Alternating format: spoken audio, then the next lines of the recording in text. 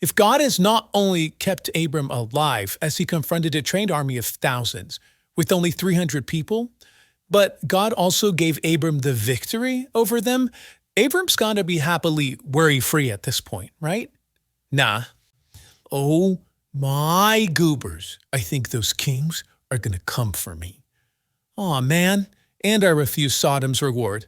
I do kind of wish I got something. Fear not, Abram. 1, I am your shield.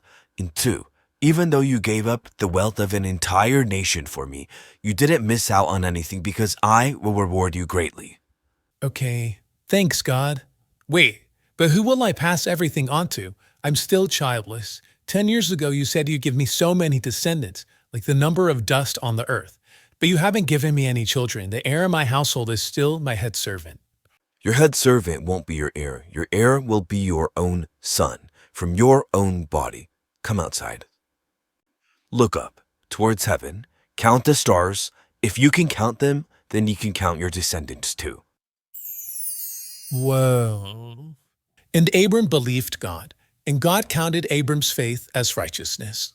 And don't forget that I brought you from Ur all the way here to give you this land. All I have is your word, but how do I know that you'll give me this land? I'll make a covenant with you. Bring me a female cow, a female goat, a ram, a turtle dove, and a young pigeon. So Abram got all the animals, cut everything except the birds, in half, and laid them on opposite sides. This is a covenant ritual, a process of making a serious contract with a party that made a promise must walk through the carcasses and be reminded of what would happen if the oath was broken. As the sun begins to set, Abram falls into a deep sleep, and the darkness comes upon him.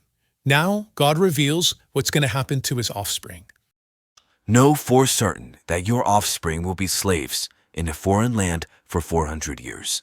But I will bring judgment on the nation they are enslaved in, and they will leave that land with great possessions. As for you, you'll go in peace and be buried in a good old age, and your descendants will come back in 400 years to conquer the land of Canaan, because the sins of the Canaanites are not yet complete.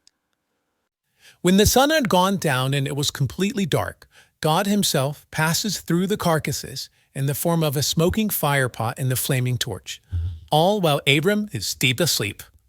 On this day, God makes an unbreakable oath with Abram that he will give Abram's offspring all of the land around him. On this day, God takes on the full responsibility and the full consequences of this covenant. And on this day, God, of the whole universe, loves a tiny, weak human so much that he says to him, I promise I will be faithful to you, or I'll end up like these animals.